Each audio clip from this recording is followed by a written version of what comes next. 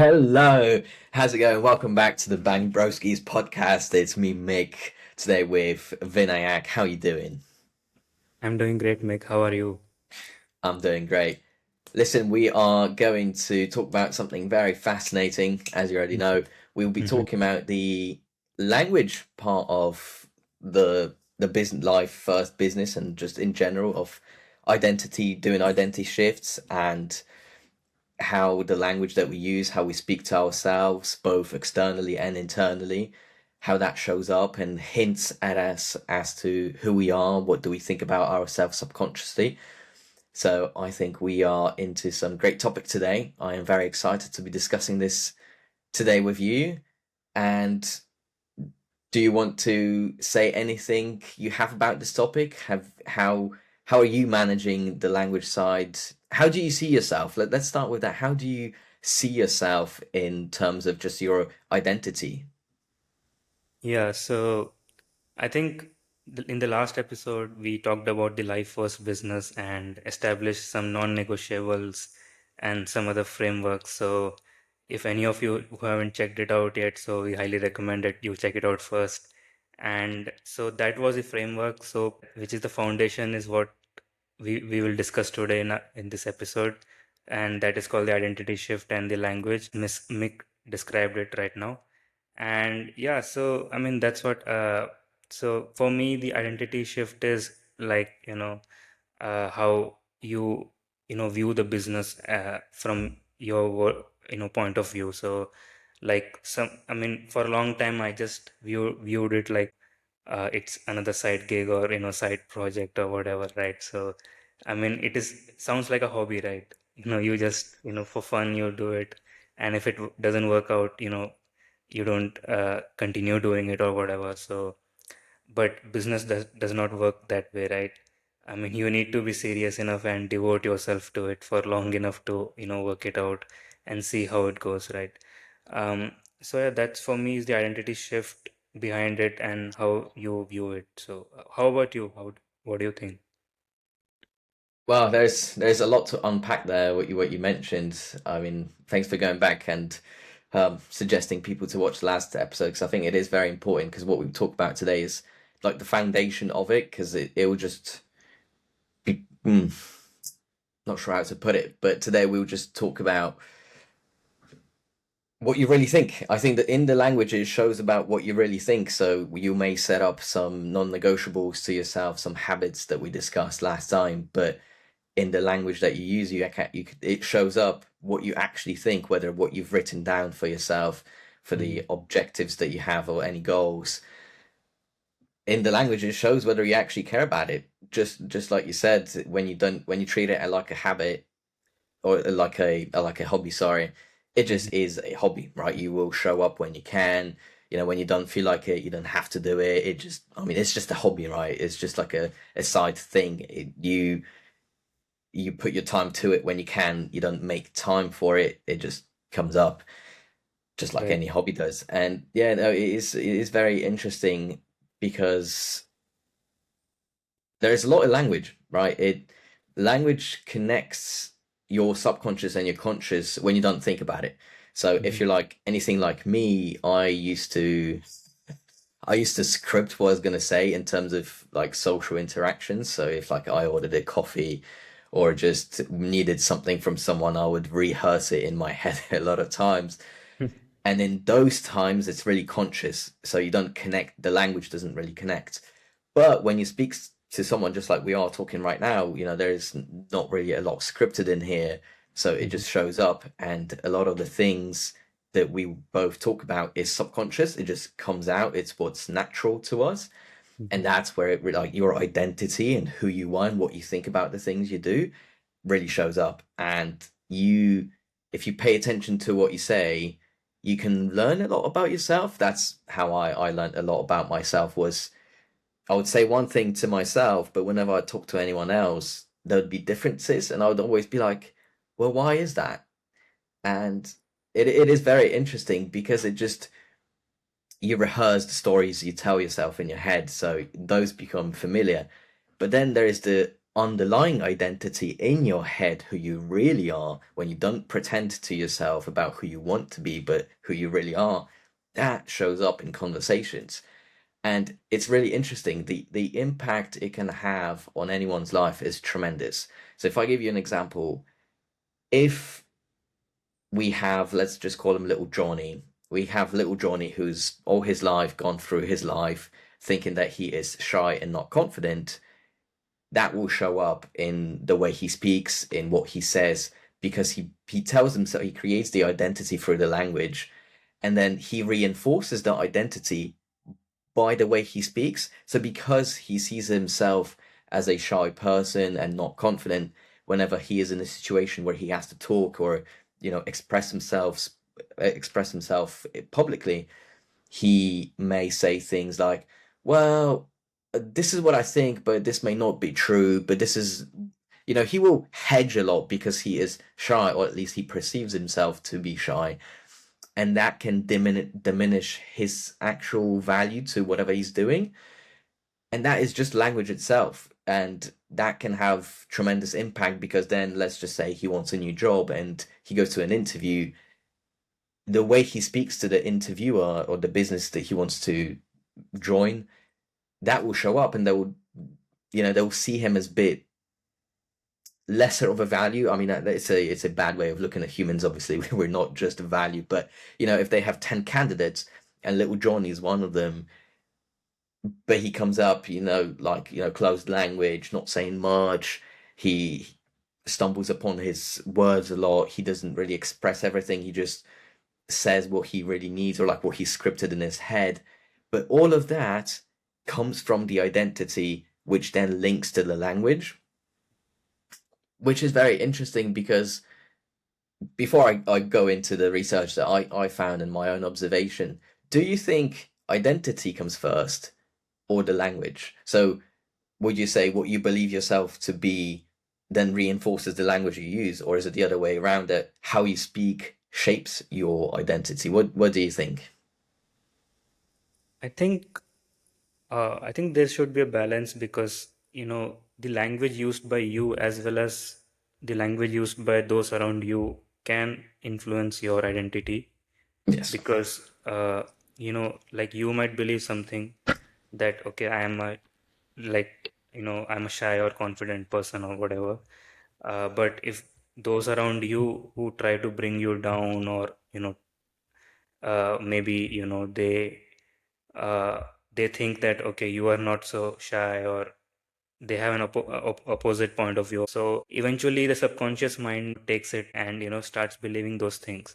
So the environment matters, and so I think the language also helps you subconsciously influence your identity. For me, it's the language and somewhat of the identity as well, because it also depends on inherently who you are. Someone might be optimistic all the time, or someone might be pessimistic. Some people are because they just think the negative things first, whatever they think of. How about you? Like, how do you see it? I'm 100% there with you. I totally agree. And having done my research, which I'm very proud of because I don't usually do research, this was my pretty much first time I did any research. It pretty much supports what you just said and my own observation. Obviously, they go into great detail and lengths as to how they measure these things and how they observe people. And no, you are right. There is a balance. It's not one or the other. It's both of them at the same time, which is very interesting because then when you think about the language first, so how you speak to yourself and how you speak to others, sometimes you will have to be delusional, as in the reality you are living now may not be who you are, or at least who you were, so that let's just go back to our little Johnny who now is sick and tired of being, shy, not confident person. He wants to, you know, do something with his life, so he decides that he will no longer be shy. So if he looks at the identity he has built himself, yes, he has been shy over the years throughout his life. But in order to change that, he has to change both the identity, so what he believes himself to be, and the language that he uses. But he could either start with affirmations and, just telling himself, creating a new story in his head to create the identity, or just simply write down who he wants to be. But then he uses language to do that. And that is internal. But what he can also do is just change the way that he speaks. So when he can either, take courses or simply read books, watch any, podcasts, any YouTube videos on communications, and try to speak in a different manner. But he has to be delusional in a way that he was never not shy in his life. So he has to put a new value into his identity in a way. And that may be difficult because if some people say, be realistic. So if he was to be realistic, he would look back at his life and be like, well, I was shy all my life. How can I be not shy now? And it's like, in a way, you have to be a little bit delusional, right? But that's what you got to do. You change the way you speak, the way you describe yourself, the way you do. What I think is important to also know is that language goes more than just words, right? We speak with our bodies, we speak with, our facial expressions, and he can change all those things before he changes his identity. So he can still believe himself to be shy, but he changes his language, and at some point he's like, do you know what? I've done X, Y, and Z over the last 3 months, and I've built proof that I am a confident person, and that's who I am now. And that's what you can do. It's like they work at the same time. But I think for a period of time, you have to be a little bit delusional, but like a very optimistic delusional, that because I think that's a bit of a like a little hack or a tip how to change yourself, is to just be just delusional, right? Because you don't have the proof. If you want to go through some sort of changes, you have to just come up with something, right? You say who you want to be, and then you take the steps of becoming to that person. So I think where people often go wrong is that they then look back in the past and try and find proof for the new identity. But it's like, well, you can't, because you already know who you were in the past. You are now creating the present and the future version of you. So you kind of have to put the past behind you. You can, analyze what you did in the past and how that made you the shy person, and understand that does not make you fixed person. Like, you can change your identity at any time. And that's what we do with language. So from the studies that I found, they say that identity is the language constantly shapes your identity. So it's not like you don't become fixed person, you constantly adapt and change. There's been some studies where they look at people in different scenarios. So they put a person into different situation, like social situations, and they'll see their behavior, and they can see how they adapt by the language they use, and they adopt different identities in the situation they're in. It will stem from their, like, let's just say we have one big identity about ourselves, and we will use certain characteristics of that identity, of the big core identity, and we will use it in the situations we're in. So sometimes you may be, for example, a shy person that has now become a confident, but then there may be some situations where you have to use the shy behaviors, just because it just requires of you, and you adapt, but it doesn't become fixed. You can still be that confident person, but it's just you're using shy behaviors in that situation that requires you to act in a certain way. And I think that is very important, that we don't become fixed. You will have, like, I'm still trying to develop a proper name and term for your core identity. It's like mostly like a tree with little branches, and sometimes you have different fruits and on the branches, and you have to use those different fruits in different situations you find yourself in. And it is quite interesting because we're often told that who you are is who you are forever, which is really upsetting, right?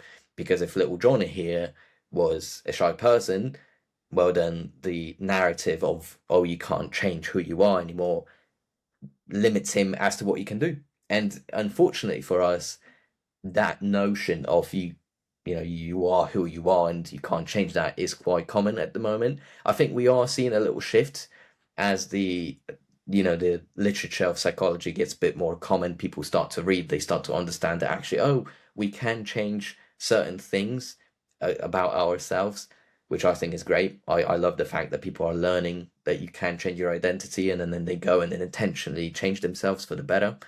I mean, that's the whole point of identity change, right? Is to become a better person that enables you to do the things you want.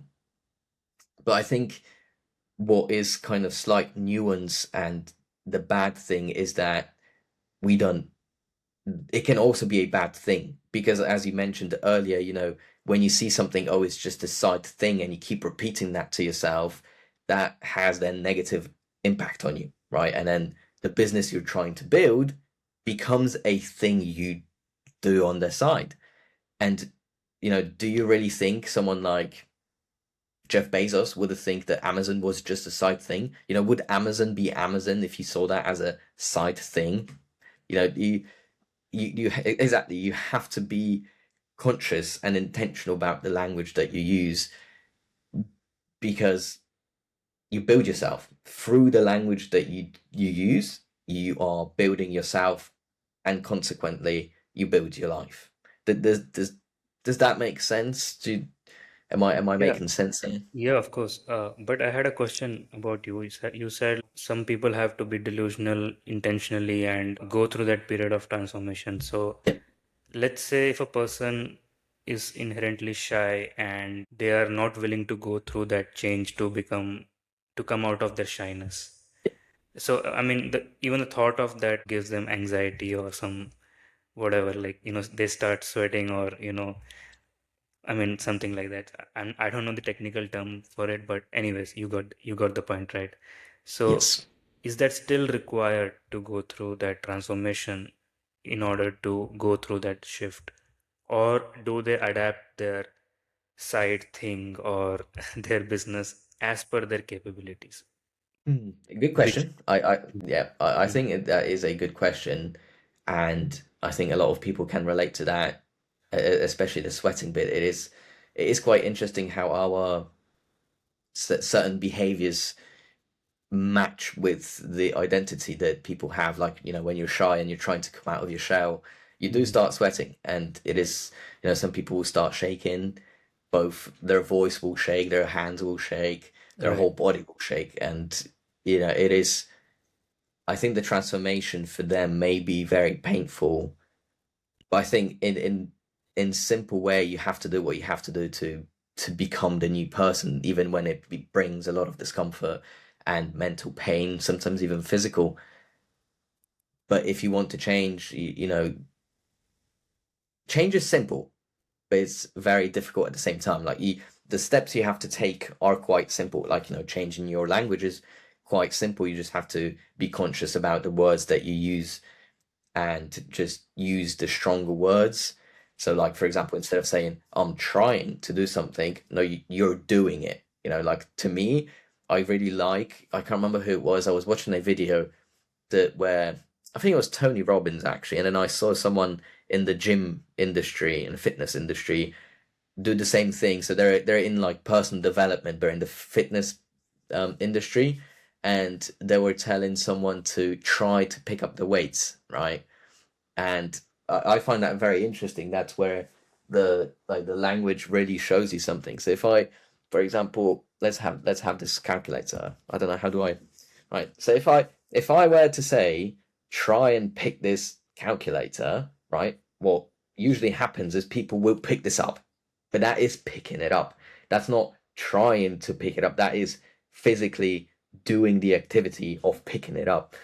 And you do the thing. So, like I'm not trying to pick it up, I'm doing it. And, slight change in the language that you use can have a tremendous impact on your brain because your brain will then learn that, oh, we're no longer trying, we are doing.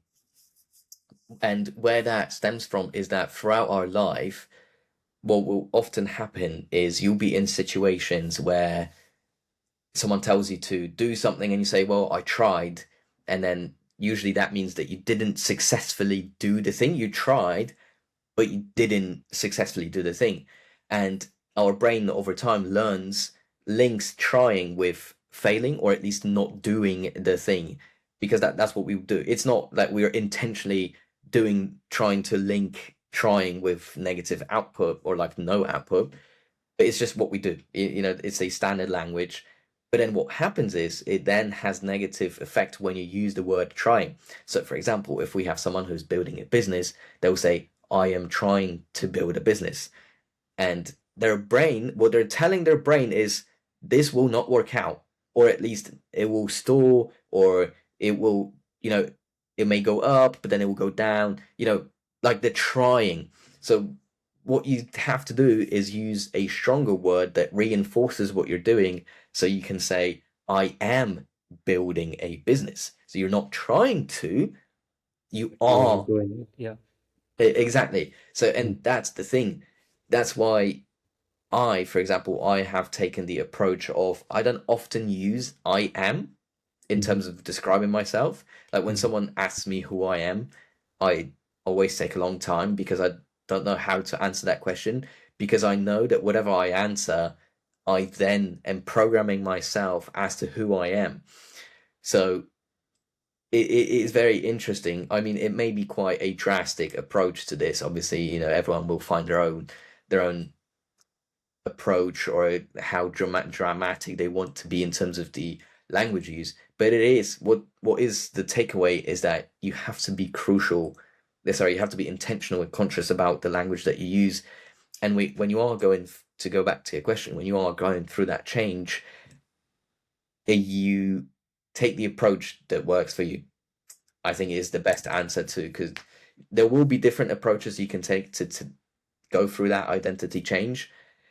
And I think the best strategy in anything, it doesn't only apply to this, to anything, is use the strategy that works for you, but make sure that the strategy actually works. So not the one that you pick.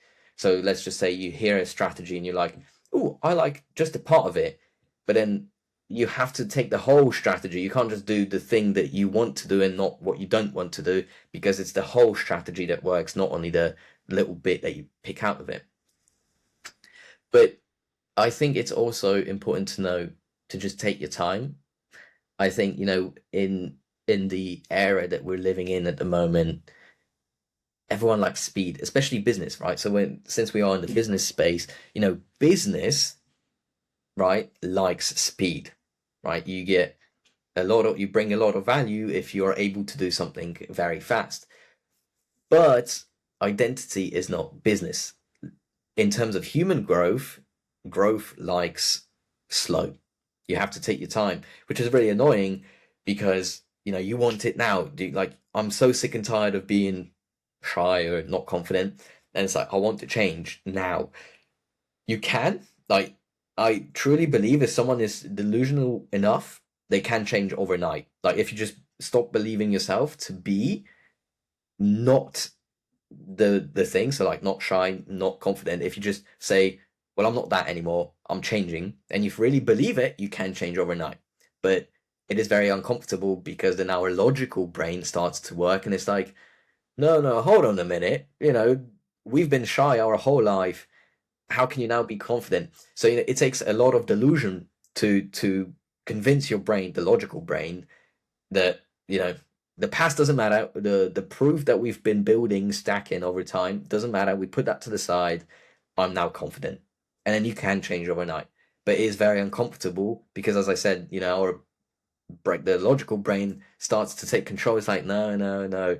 It takes time. I think the best way to think about it is that it does take time, and to not force it is probably what I would say, because I think that creates a lot of tension, and that then brings a lot of more anxiety, because not only are you anxious about the fact that you're changing your identity, you are now anxious about the fact that you are trying to force it. So it's like, well, why is it not happening now? What am I doing wrong? And that that in itself brings you a lot more negative emotions, and that then has an impact of how long it will take you to change. But in the end, I think you have to, because I think that was part of your questions as well, was do you have to?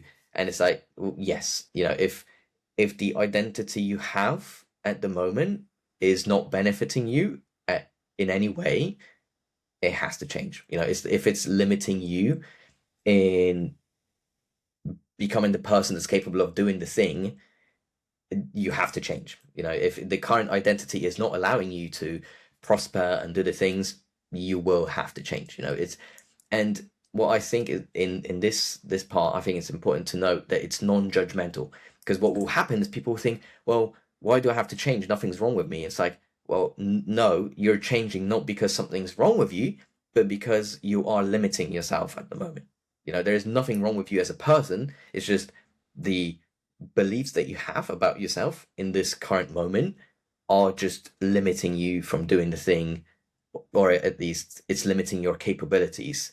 Because I think who you perceive yourself to be in the language that you use and who you say to be will directly correlate to how you do things and your capabilities. So, for example, if we look at writers, right? So, if I say I'm not a writer, my writing will suck, because the activity I'm doing, my brain's thinking, well, we're not a writer, so I will write badly. Even though you may be very capable of writing, your identity in itself is limiting you. So it's important to change that. And you don't even have to say I am a writer. You can say I write.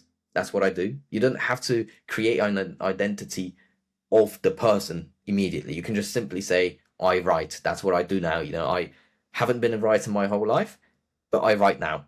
And then that simple shift of wording it, magical. It is really interesting how little things can have a massive positive impact. It's like, in one of my favorite ways of using the language is using yet. Like, I I'm not capable of this yet, because you are then signaling to your own brain that, okay, I may not be capable of this in this current moment, but it will change, because that's simple yet. And it may sound funny because, wow, it's just a simple word, but it's like you are signaling to your brain that this will change in the future. You are already setting building blocks in a way that this will change. It's like it has to change because of yet. And it is just a simple word, but it can have massive impact. Yeah, that was beautiful answer. And I think to add on to that, my professor once said that, whenever somebody asks you, how are you doing? So usually people just say, I'm doing fine, right? So you will feel fine. But if you say, I'm doing great, so you will naturally feel great. That's a small change in the wordings, but it affects your whole mood and the whole atmosphere around you. Those choice of words is quite important, and it will, psychologically or subconsciously affect you in one way or the other. Yeah. Yes, 100%. And it's beautiful, isn't it? It's because our brains, one of the core principles of our brain is that it works on associations. So we associate things. So your emotions will be associated with words, right? Mhm. And sometimes it's not even word itself. Sometimes it'll be the tonality, right? If I say to you, well, I can't really scream in here, but if I was just trying to think of an example, but if I said Vinayak, right, that is like friendly. But if I said Vinayak, it's like you all of a sudden your brain is associating my tonality with something negative, that I might tell you something bad, even though I might not intend to. But just that tonality has a tremendous impact. So, there's so much that goes into language and how that connects with our nervous system, with our brain. It's absolutely phenomenal. That's why I'm all for programming yourself and being delusional, and just telling yourself that things may not be true, but they will be. If you want things to be true, tell yourself. Just it doesn't matter that in the past they may not have been true. It doesn't matter, because we are adaptable beings, right? That is like one of the best things of humans is that we adapt. Whenever we adapt, right? And that is just beautiful, you know. And I think people forget that for some. Like, I think we take our ability to adapt for granted, and it's also like not. It's not being put out there. You know, it's like there is no big notion of say people saying we are adaptable or you can change this and whenever you want. And because no one really talks about that, then people don't believe it to be true. And but we are. You know, I think it's important to know that we are adaptable. You can change. You just have to believe and you have to tell yourself certain things that may not be true in the present moment. But if you want them to be true, you have to start somewhere. And sometimes that starting somewhere means that you have to, it's not lying to yourself, it is just being uh, optimistically delusional for the future because you know that's who you want to become in the future and you will be that person. So you start now by just affirming what's in the future in the current moment. And it, you know, you then have sometimes will have to fight your logical brain that says, well, that's never been the case, or we've never been confident. But it's like, sure, you know, you may not have been confident in the past, but you can change. And that's what's important is that you can change. We have, well, I think a lot of people who are, you know, have low self-esteem will believe that they have a limit somewhere. But I truly believe that everyone's got potential. You know, it's not that people are born with potential. You can build your own potential by believing things, you know. But it is a struggle because we have logical brain that will fight you.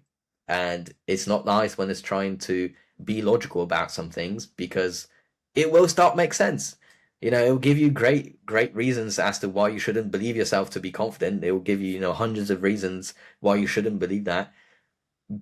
But that's where you gotta be delusionally optimistic. Be like, well, that doesn't matter what you think. I'm gonna get it. I'm gonna change. And those things show up in your language. You know, you tell your brain is listening at all times. That's what, you know, everyone has to remember that your brain is listening, you know, and the more you repeat something, the more it will believe it.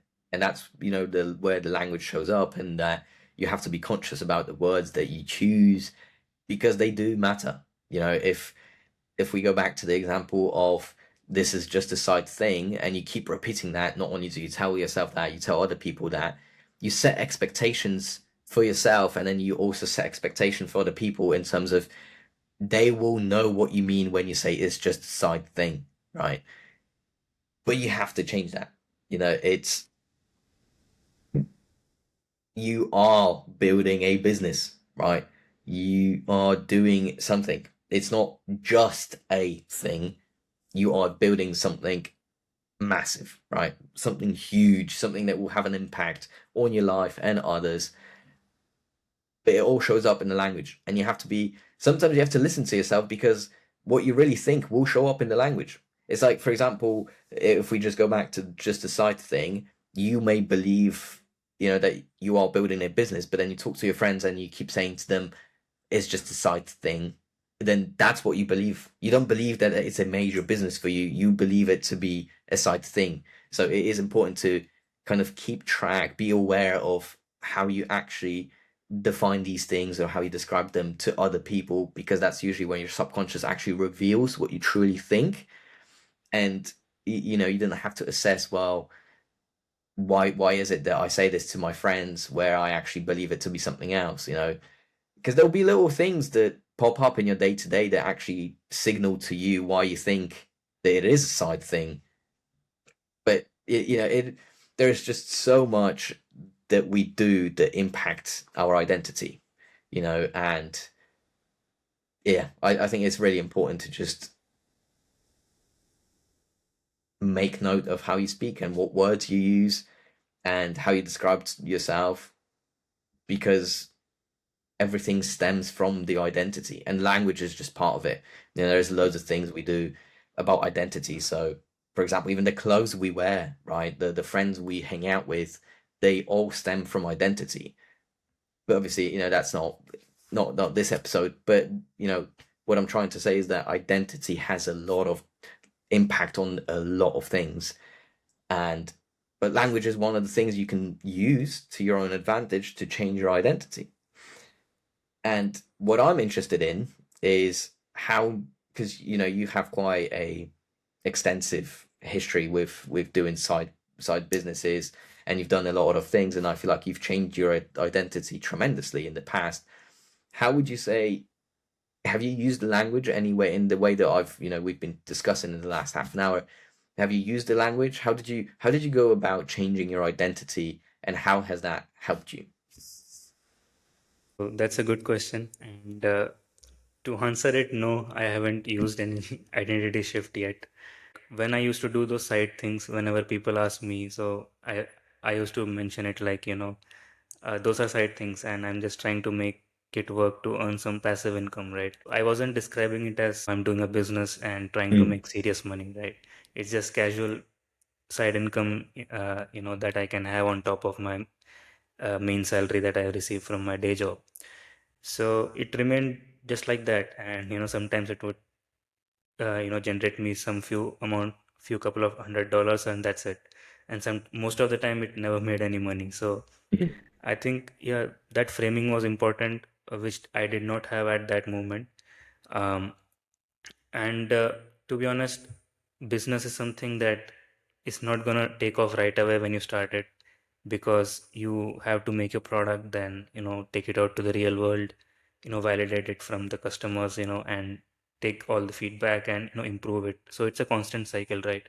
And sometimes it may happen that your product is not the fit for the market right now, so you need to pivot it, move on to similar adjacent ideas.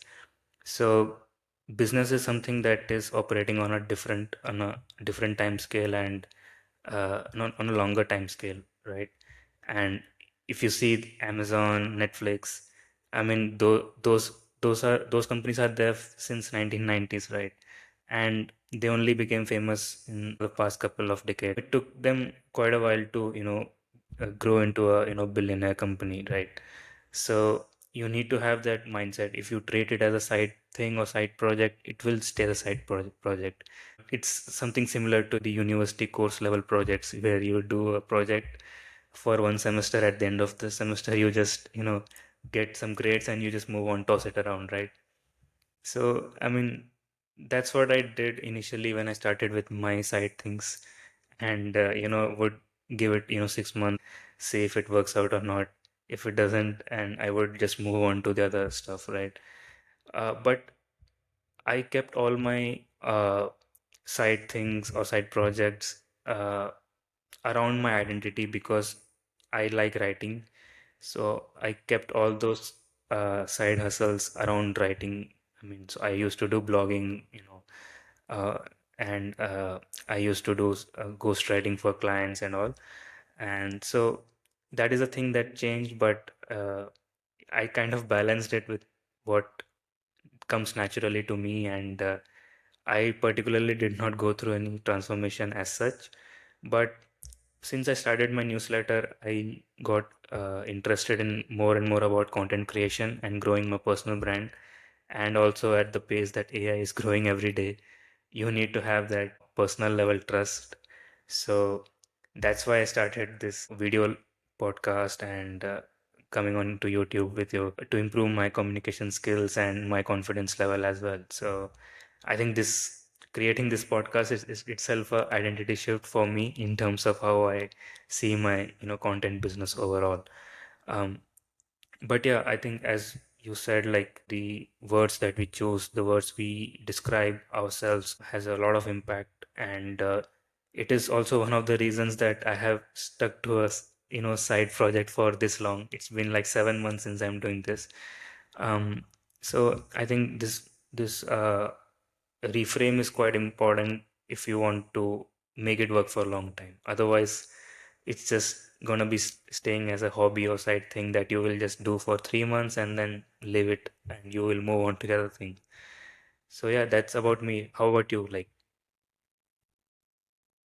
Well, before we go into me, I think it's I'd like to acknowledge that you are doing amazing in terms of I think you've taken a massive step towards bettering your communication skills by doing this. And I've seen your lives in Substack as well, and I think you just gotta go out there, right? What else can you do if not put the work in to change that identity, right? Hmm. So if I may ask before we get into me and Yeah. your question, how would you say did you overcome? Because if tell me if I'm wrong, it feels like before your identity was that you didn't believe yourself to be a good communicator and you probably perceived yourself to be shy. So how did you overcome that so that you are now here with me? And I think, in my opinion, you're doing great. So how did you go from someone who it probably wasn't as good at communication and someone who was somewhat shy and probably not confident to now, being here and talking with me? How could you just talk us through how did you get here? What did you struggle with anything? What kind of thoughts were coming in your mind when you were doing this shift? Because I think that's what you're going through at the moment. It still is a little some kind of a shift. So would you mind taking us through how you overcame that? Yeah, primarily it came out of necessity because, as I said, like AI is taking over all the content business right now. And I mean, every article, every blog that you see, it's like a same template that ChatGPT or Claude gives us, right? So it is important to, establish that trust with your readers. And the only thing that you can do that maybe is through interaction, personal level Mm, interaction, either through community or group calls or the video content, right? So that was the necessity I felt, and I wanted to make my personal brand because earlier I was every side hustle I did was faceless content, ghostwriting or travel blogging. That wasn't under my name; that was a generic name. Yeah, so I wanted to build my personal brand, and um, so that's how it started. And regarding the communication thing, I mean, there is no, as you said, like there's no substitute to working. Right. So I just put myself through getting onto Substack Lives or recording this podcast with you. It's just like, showing up. You don't have to do it like daily or weekly, but you need to do it long enough so that you notice some change around yourself. So, like, we do this podcast every month once, right? I'm not doing this with other creators or anything on a daily basis or on a week or even a weekly basis. So I think still doing this like monthly once is good enough, and I have felt that change in myself. So this is the easiest step. Like, you just have to make one small. You just have to take one small step, right? That doesn't feel overwhelming, and you have to stick with it for long enough so that it eventually starts working out. So that's my fundamental mantra. So yeah, that's it. love that. Well, first of all, I think it's a great privilege for me that you are doing this with me. So thank you very much. I do appreciate you coming on with me on this podcast. Well, and no, I think that there's been a great change when just how you show yourself. I think when we started, I mean, what this is third episode, I think now Third fourth. episode. Third, yeah. Yeah. So I think I'm already seeing a massive shift in just how you present yourself, and it's amazing. I love seeing that, and I am grateful Thanks, man. to be able to. That's right, to see you change for the better. And you're doing great. And before we get to me, one question that I have for you is: do you see the benefits of doing this once a month in your day-to-day life? Because like obviously as you said, you don't go live every day, but would you say by doing this and increasing your confidence by us being here on this call and doing the podcast and you doing lives on Substack as well, would you say you see any difference in your day-to-day life and how you communicate with other people? Yeah, of course, because I have a day job where we have to present stuff, right? Hmm.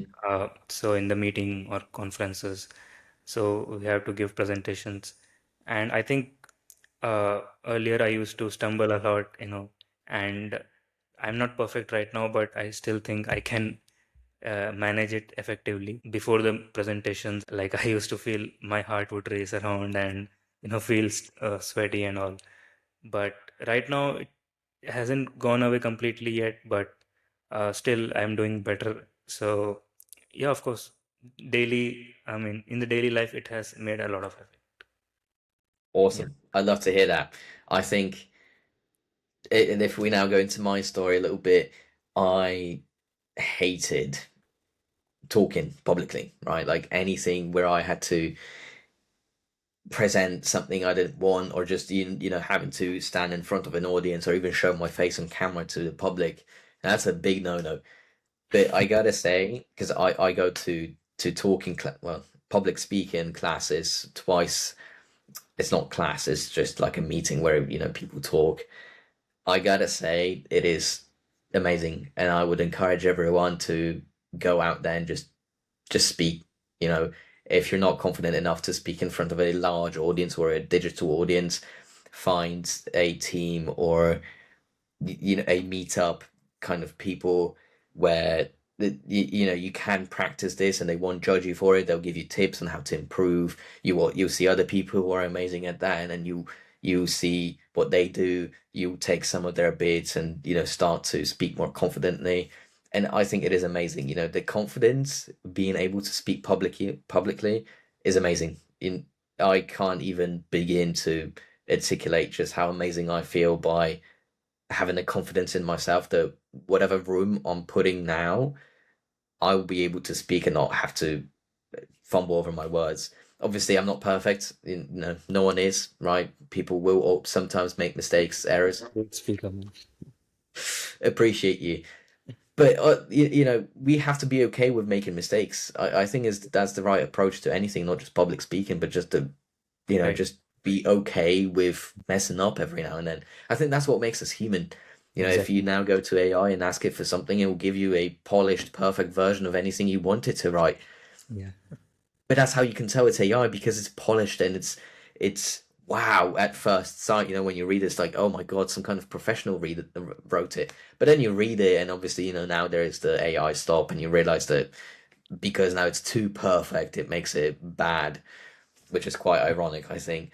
But that's what makes us humans, is that we make mistakes, whereas AI won't. Well, AI does make mistakes, but not on. It'll make different type of mistakes. Mhm. But when you ask it to write anything, it will just write you something amazing, right? At first sight, it feels, at least.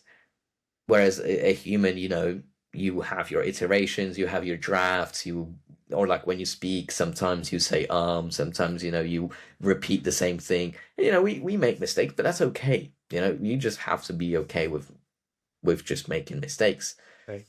And no, I think it is great. And I think I've done a massive identity shift and just shift in how I work in general. Because, as I said, I have, back in the day, I would just confine myself in a room playing video games. And, whenever I had any social interaction, as I mentioned in the beginning, I had to script everything I said because I just wouldn't be able to really speak. And when someone didn't follow the script in my head, I'd be like, oh, what do I say now? And, I think I've come a long way to now be able to just, one, not need a script, and two, they can say whatever and I'll be able to follow up on that. Mhm. And as I said, I'm not perfect, I'll make mistakes, but I I love it. I enjoy when we do these podcasts. I'll go away and think that, oh, I could have said this better or do that better. But it's all for learning. It's all try and error. In order to grow, you have to make a mistake and you learn from it. It's like one of my best analogies to look at that is, in order to learn how to walk, you have to fall many times, right? I mean, Exactly. if you ever see any infant or like any child trying to learn and without falling, impossible. You can't learn how to walk without falling, and it's like that with everything. When you first go to, like, when I went first to the meetings in the speaking classes, I didn't know what to say. I would just stare at a wall and, there'd be uncomfortable silence, but you get used to that. You realize that, having 2, 3, 4, 5 seconds of complete silence is okay. You can allow yourself to think when you talk, because we have this, expectations of ourselves, to be so perfect that whenever anyone talks to you, you say everything without having to think about it, without saying and stuff like that. You just say it perfectly. It's like, give yourself a chance to be. I think you have to allow yourself to make mistakes a little bit here and there. It's how you learn, and enjoy the process. That's what I did, at least in my identity shift, is that I just embraced the bad bits. I realized that without them, I can't get better. Without giving myself a chance to fail, I can't grow. And I did that over and over again with everything. And I'm constantly reiterating, I'm constantly learning, changing things. It's part of growth. And identity is a big thing because, as I said earlier, everything stems from it. Who you believe yourself to be, that will then correlate with everything you do, how you speak, how you present yourself to the world. And, there are different ways, like language, for example, as we've been discussing. You can change your identity, but if you don't take any effort into changing your identity, you will be fixed in what you do. And that's why it's important to think about, take a step back and look at your identity and think, is this an identity bringing me the benefits I would want it to give me? And yeah, it's really important, especially when you're trying to build a business. You have to see yourself as a businessman. You're no longer a person who's trying to build a business. You are building a business. And yeah, it is a big thing, and it takes time because I obviously, as I said, you can change certain things overnight. So, for example, I beat my gaming addiction overnight because I was just so sick and tired of me playing video games overnight. Didn't touch my PC because that's what I just needed that. And you can change something overnight, but don't expect yourself to change everything overnight because human growth takes time. And I think that's what I'd want anyone watching this, if you're still here, to walk away. Yeah, That that's beautifully said, man, and yeah. that's why we call you the analogy architect. You draw the Thank you. parallel so well, so yeah, you deserve the title. Appreciate it. Thank you very much. I wear it like a badge of honor. But anyone watching, thank you very much for watching, and thank you, Vinayak, for being here with me and spending time discussing these Thank you. lovely things that will help both us and the audience in becoming the businessman that they, or businesswoman they want to become. And yeah, I'm looking forward to seeing the changes and the impact that we make. It's always lovely to see people who gain benefits from the change that they make. It's always very nice. And follow yourself. I mean, follow us, but most importantly, follow yourself, follow your dreams and ambitions. And there is no blueprint on how to become the person you want to be, but you just gotta do what's necessary to become the person you want to be. And if you want to see more tips, subscribe, and we will see you next time. Thank you. Amazing. Thank you very much.